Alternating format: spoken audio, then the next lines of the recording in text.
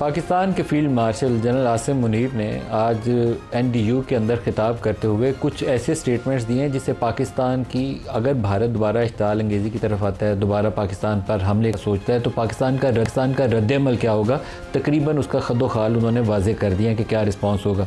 ये बात जो है वो सिर्फ गॉसिप की हद तक नहीं है। काफ़ी लोगों का, एक्सपर्ट्स का ख्याल ये है कि एक शिकस्त खोरदा मोदी जो है वो दोबारा हमले की तरफ जा सकता है, और ख़ास तौर पर वहाँ कुछ स्टेट्स के अंदर इलेक्शंस ड्यू हैं।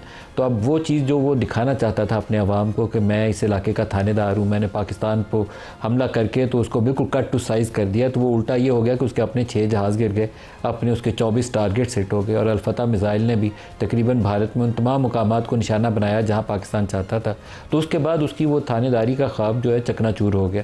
तो वो क्या मुँह दिखाएगा उसको। तो ऐसी सूरत में ज़्यादा ख़तरा बढ़ जाता है कि वो ज़ख्मी सांप की तरह दोबारा उठे और पाकिस्तान की तरफ हमलावर ना हो जाए। तो पाकिस्तान का जवाब क्या होगा, ये बड़ा अहम है, बड़ा इंपॉर्टेंट है कि क्या हम तैयार हैं। हमने कई प्रोग्रामों में ये सवाल उठाया है कि क्या पाकिस्तान तैयार है इस ख़तरे से निपटने के लिए।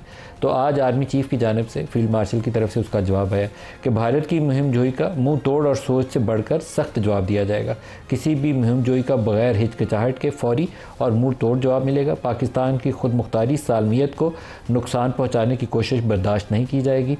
शहरियों, फ़ौजी तनसीबात, इक़्तिसादी मराकज़, बंदरगाहों को निशाना बनाने की कोशिश का भरपूर जवाब दिया जाएगा। अच्छा, ये स्पेसिफ़िकली उनकी स्टेटमेंट्स के अंदर इन चीज़ों की निशानदही की गई है। तो इसका मतलब है कि हमारी फ़ौज जो है उसके पास या इंटेलिजेंस एजेंसीज़ के पास ऐसी इतलात मौजूद होंगी कि किस किस्म का हमला किया जा सकता है।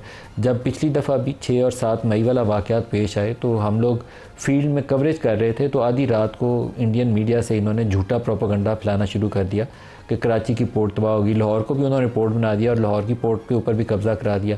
ये भी कर दिया कि पिंडी के अंदर किसी और ने कू कर लिया और कब्ज़ा हो गया है, और जो पाकिस्तान का वज़ीर आज़म है वो कोई बंकर है उसके अंदर चला गया। तो हम लोगों ने उस वक्त आधी रात को 12 बजे ये किया कि जितने हमारे DSNGs और रिपोर्टर्स लाइव जा सकते थे कराची से, लाहौर से और बाकी जगहों से, वो आधी रात को हमने लाइव कर दिया ताकि ये पता चल जाए कि जितना ये झूठ फैला रहे हैं इसमें से कुछ भी सच नहीं है। तो उसके बाद जो कुछ उनके साथ हुआ वो दुनिया के ऊपर वाज़ेह है। बात वही करनी चाहिए जो सच के करीब हो, जो ख़ुद भी आपको पता हो कि ये सच के करीब है और बाकी दुनिया उसको सच तस्लीम भी कर ले। तो वो इतना बड़ा झूठ था कि उसकी जितनी को इंडिया की पूरी दुनिया में इस वक्त खुद हो रही है उतनी इंडियन मीडिया की भी पूरी दुनिया में हुई कि उसकी क्रेडिबिलिटी बिल्कुल खाक में मिल चुकी है। तो आज फील्ड मार्शल के आगे बयानात का हिस्सा ये है कि पाकिस्तान का जवाब दुश्मन की सोच से ज़्यादा सख्त होगा।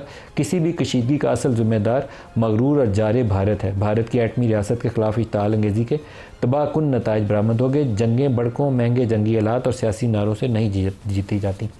तैयारी दोनों तरफ है और हमें करनी चाहिए, क्योंकि दूसरी तरफ तैयारी यह है कि वो रूस से, अमेरिका से, इसराइल से हथियारों की दौड़ लगी हुई है कि कितना तेज़ रफ्तारी के साथ वो नए जंगी जहाज़ हासिल कर सकते हैं, नए ड्रोन्स ले सकते हैं, नए मिसाइल सिस्टम्स को डिप्लॉय कर सकते हैं। तो पाकिस्तान को भी अपनी पेशबंदी उसी तेज़ रफ्तारी से करनी चाहिए, क्योंकि एक दफ़ा वो पुलवामा के बाद इसी तरह का फॉल्स फ्लैग ऑपरेशन के बाद पाकिस्तान के ऊपर हमलावर हुआ था। अब पहलगाम के बाद उसने किया है। तो कोई बैदस क्यास नहीं है कि एक दफ़ा दोबारा कोई ऐसा इवेंट क्रिएट करे वो, और फिर वो कहे कि ये दोबारा दहशतगर्दी होगी और मैं पाकिस्तान के ऊपर हमलावर होने जा रहा हूँ। तो आपको उसके लिए अच्छी, मजबूत, तवाना किस्म की पॉलिसी अपनानी चाहिए, जिससे आपकी एयरपोर्ट्स, आपकी जो बड़ी पॉपुलेशन सेंटर्स हैं, आपकी सेंसिटिव इंस्टॉलेशंस हैं, आपकी न्यूक्लियर साइट्स हैं, उनका तहफ़्फ़ुज़ आपको 100% यकीन बनाना चाहिए। पिछली दफ़ा जो मार्का हुआ उसमें अब तो इंडियन आर्मी वालों ने एडमिट भी कर लिया है कि उनकी बेशुमार ऐसे पॉपुलेशन सेंटर थे जिनको वो कवर नहीं कर सकते थे। बहुत सारी और जगहें थी जिनको वो कवर नहीं कर सकते थे। जैसे पाकिस्तानी त्यारों ने और पाकिस्तानी मिसाइल्स ने उसके S-400 के जो सेंटर्स थे, 2 बैटरीज थी, उसको भी तबाह किया, 6 जहाज़ों हमने मार गिराई। तो 24 के करीब उसकी मिलिट्री इंस्टॉलेशन ऐसी हैं जिसको पाकिस्तान ने हिट किया। तो वो उसका नहीं कर सके, तो अब वो उसकी तैयारी करने की कोशिश कर रहे हैं कि एयर डिफेंस सिस्टम की तरफ जाएँ। तो पाकिस्तान को भी एयर डिफेंस सिस्टम को भी डिप्लॉय करना है, क्योंकि हमारी नूर खान बेस और कुछ दीगर बेसिस के ऊपर उनके ब्रह्मोस मिसाइल गिरे हैं। तो दोबारा कोशिश पूरी करनी चाहिए कि जितने ज़्यादा हवा में मार गिराए जा सकते हैं, हवा में उतने ज़्यादा मार गिराए जा सकें। 100% गारंटी पूरी दुनिया में कहीं पे भी नहीं होती। इसराइल जिसका दावा था कि वो आयरन डोम है, अमेरिका के भी मिसाइल वहाँ लगे हुए थे, आपने उसके पास 3 उसकी लेयर्स थी बाकायदा एक को वो उसको डेविड स्लिंग बोलते हैं, एक को एरो मिज़ाइल बोलते हैं, एक को आयरन डोम बोलते हैं। इसके बावजूद ईरानियन मिज़ाइल जो नॉर्थ कोरियन टेक्नोलॉजी है वो भी जाके वहाँ पे रोज़ाना हिट करते रहे, तो पाकिस्तान के पास उससे बहुत बेहतर, मौसर, ज़्यादा एक्यूरेट मिज़ाइल सिस्टम मौजूद है। अच्छा, डॉक्टर जमील अहमद साहब की तरफ चलते हैं। डॉक्टर जमील साहब, पहले आप बता दीजिएगा, इस वक्त जो एग्रेसिव डिप्लोमेसी भी हुई है और दौड़ ये भी है कि असला पहले कौन मजबूत और तवाना तरीके से अपनी डिफेंस कैपेबिलिटीज़ और अपनी जो एयरफोर्स की सलाहियत है उसको कौन ज़्यादा बेहतर बनाता है। पाकिस्तान भी कोशिश कर रहे हैं, हम J-35 ले रहे हैं चाइना से,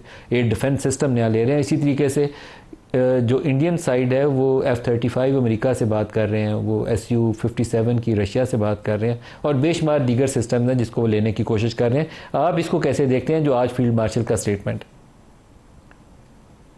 देखिए, निचोड़ क्या है इसका?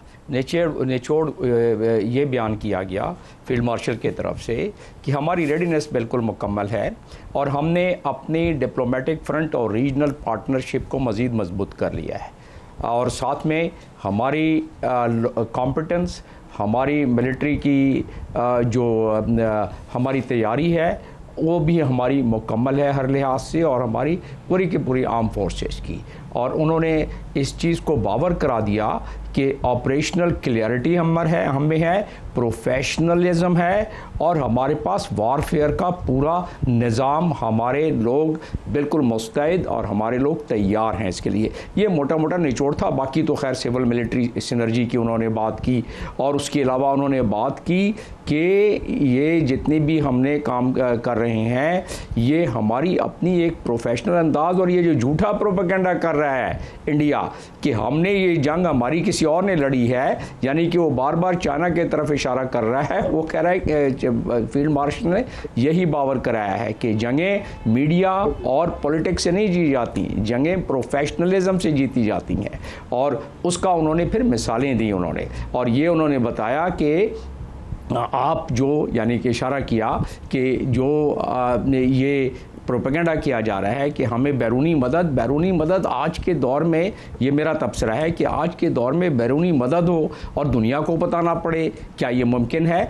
तो दरअसल बात ये है कि 1998 में भी इंडिया ने एक एडवेंचर करने की कोशिश की थी 98 के नज़दीक, और उस एडवेंचर में इज़राइल की भी मावनत शामिल थी, लेकिन हमारे प्रीमियर एजेंसी को इसकी इत्ला मिल गई और हमने न्यूयॉर्क में CNN पे अपने सफ़ीर को कहा, वहाँ न्यूयॉर्क में हमारा जो PR था, कि CNN पे आकर बतला दो कि अगर उन्होंने ये किया तो हमारा क्या जवाब होगा। उसके बाद वो बात बिल्कुल बराबर। तो इसी तरीके से अब जो मोदी, जब वो न्यूक्लियर टेस्ट हुए हैं मई 98 में, जमील साहब जब न्यूक्लियर टेस्ट हुए हैं उस वक्त का वाक़या बता रहे हैं कि पाकिस्तान जब चागी में न्यूक्लियर टेस्ट करने वाला था तो उससे पहले ये खतरा था कि हमारे अहमद कमाल साहब सफीर थे। जी, अहमद कमाल साहब सफ़ीर थे, जिनको कहा गया कि फ़ौरन जाएं और CNN पर ये बता दें कि इंडिया तैयार है और हम भी उससे ज़्यादा है। तो लिहाजा इस तरह जाके वो मामला अवर्ट हुआ, वरना उन्होंने मावनत इज़राइल के लिए और ये तैयार थे बिल्कुल। तो मेरा कहने का मकसद ये है कि फील्ड मार्शल ने जो इस वक्त NDU में बताया है, एक पूरा रोड मैप दे दिया है, और उस रोड मैप और ख़ास तौर पे ऑपरेशन जो सिंदूर उनकी नाकामी हुई उसके बारे में, और हमारी जो इसमें जंग में कामयाबी हुई, और जो उसके बाद हमारी डिप्लोमेसी हुई, इसका पूरा उन्होंने अहाता कर दिया, और ये सिग्नल पूरी दुनिया में पहुंच गए। इसमें उन्होंने बता दिया, हर बात को बिल्कुल अयां करके बता दिया। अच्छा, कि हमारी जो चाइना वाला हिस्सा जो है, मैं आपको उसका वो स्टेटमेंट भी सुनाता हूँ, क्योंकि आज पाकिस्तान की तरफ से जो भारतीय deputy chief of army staff का वो स्टेटमेंट था, जिसमें उन्होंने कहा कि हमारी जब जंग हो रही थी तो हमारे सामने 3 थे, एक पाकिस्तान तो था ही था, साथ चाइना भी था और साथ तुर्की भी था। तो पाकिस्तान के फील्ड मार्शल ने आज कहा है कि ये भारत अपनी क्योंकि शिकस्त खोरदा है, शिकस्त तस्लीम करने पे तैयार नहीं है और पाकिस्तान से हार मानने को तैयार नहीं है, इसलिए वो कभी चाइना का नाम लेता है, कभी किसी और का नाम लेता है। की तरफ से इतराफ़ भी था कि हमारे सिस्टम जो है कुछ ने काम किया, कुछ ने काम नहीं किया, क्योंकि ये जो इलेक्ट्रॉनिक वॉरफेयर का और साइबर वॉरफेयर का पूरा सिस्टम है, ये पाकिस्तानी होम ग्रोन सिस्टम्स हैं, ये कहीं से लिए नहीं गए, बल्कि पाकिस्तान ने ख़ुद इनको डिज़ाइन किया और एक इंटीग्रेटेड सिस्टम था जिससे अल्लाह ने पाकिस्तान को ये कामयाबी दी। सही है। इमरान इस्माइल साहब, आपकी हुकूमत थी, पाकिस्तान तहरीक इंसाफ की थी उस वक्त हुकूमत, इमरान खान वज़ीर आज़म थे जब पुलवामा का वाक़या हुआ। तो उस वक्त भी पाकिस्तान का जवाब तगड़ा था। आपने उनका वो जहाज़ मार गिराया और पायलट भी गिरफ्तार कर दिया, और फिर as a goodwill gesture Pakistan ने उनको दे दिया कि भैया ले लो जहाज़, तो तुम्हारा गिर ही गया। तो अब भी दोबारा उन्होंने वैसे किया, फॉल्स फ्लैग ऑपरेशन दोबारा से क्रिएट किया, एक इवेंट क्रिएट किया, हमलावर हुए और दोबारा मार खाई। पहले तो एक जहाज़ गिरा था, इस दफ़ा 6 जहाज़ गिरे, और वो भी बड़े लेटेस्ट किस्म के मॉडर्न वाले राफेल, जिसके ऊपर बहुत नाज था उनको कि राफेल होता है 2019 में तो हमने पता नहीं क्या कर देना था। तो अब दोबारा इस चीज़ का ख़तरा अभी बरकरार है या इसको रूल आउट कर दें कि जंग होनी है? शुक्रिया नदीम साहब। देखें, बात यह है कि मोदी के हिंदुस्तान से खैर की तवक्को रखना बहुत बड़ी बेवकूफ़ी होगी। मोदी का ये ख्वाब रहा है, आरएसएस का ये हमेशा ख्वाब रहा है कि वो पाकिस्तान जो कि इस्लामी रियासत है उसको तहस नहस करेंगे और नेस्तनाबूद करेंगे, और वो ये बातें करते भी रहे कि पाकिस्तान को आइसोलेट कर देंगे, पाकिस्तान अब इस काबिल नहीं है कि उसके बारे में बात की जाए, हिंदुस्तान बहुत आगे चला गया, पाकिस्तान बहुत पीछे रह गया। और उसने एक इम्प्रेशन दुनिया में कायम करने की कोशिश की कि हिंदुस्तान और पाकिस्तान का इकोनॉमिकली या मॉरली या अफवाज पाकिस्तान का या डिफेंस सिस्टम का कोई मुकाबला नहीं है। हिंदुस्तान बहुत सुपीरियर है, पाकिस्तान बहुत इंफीरियर है। और ये बात वो बार बार उनका मीडिया इंडोर्स करता रहा, जिसमें शायद मैं समझता हूँ कि हमारा मीडिया इतना ज़बरदस्त भरपूर दिफा उसका उस वक्त नहीं कर सका। लेकिन ये जो जंग हुई, इस जंग में इंडिया एक्सपोज हो गया। पाकिस्तान की आर्मी ने, पाकिस्तान की डिफेंस सिस्टम ने बेहतरीन मुंह तोड़ जवाब इंडिया को दिया, शायद जिसकी तवक्को बहुत सारे पाकिस्तानी खुद भी नहीं कर रहे थे कि इतना ज़बरदस्त और अग्रेसिव जवाब पाकिस्तान देगा। और उसका नतीजा ये हुआ कि पूरी दुनिया में न सिर्फ पाकिस्तान की आर्मी, पाकिस्तान के लोग, बल्कि पाकिस्तान का अपना इमेज बहुत ऊपर आ गया, और जिसकी हिंदुस्तान को बिल्कुल तवक्को नहीं थी। वो समझ नहीं रहे थे कि ऐसा कुछ होगा। और जो रिस्पांस पाकिस्तान ने दिया, उससे आज पाकिस्तानी दुनिया भर में सर उठा के चल रहे हैं, बाकायदा फख्र के साथ बताते हैं कि मैं पाकिस्तान से हूँ, और पाकिस्तानियों को लोग वेलकम भी कर रहे हैं, और इज्जत में भी और वक़ार में भी, पाकिस्तान के डिप्लोमेटिकली भी।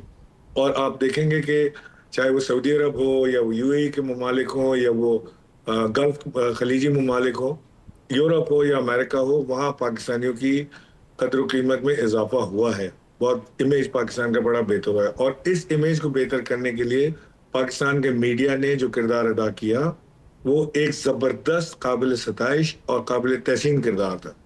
बड़ी जिम्मेदारी के साथ रिपोर्टिंग की, बड़ी एक जैसे होता है ना कि एक सच्ची बात को जिम्मेदारी के साथ पेश करना, वो पाकिस्तान के मीडिया ने किया। और इंडियन मीडिया अलर्ट टप मार रहा था कि जी लाहौर पे कब्जा हो गया, तो कराची पोर्ट गया, तो फलाना हो गया, तो ये हो गया। कोई ऐसी खबर पाकिस्तान की मीडिया ने नहीं दी। 3 दिन शुरू के जो है उसमें इंडियन मीडिया हमारे ऊपर चढ़ा रहा, और चौथे दिन जो पाकिस्तान के मीडिया की जो रिपोर्टिंग थी उसको दुनिया भर में कोट किया जाने लगा, वो इंटरनेशनल मीडिया ने उसको उठाया।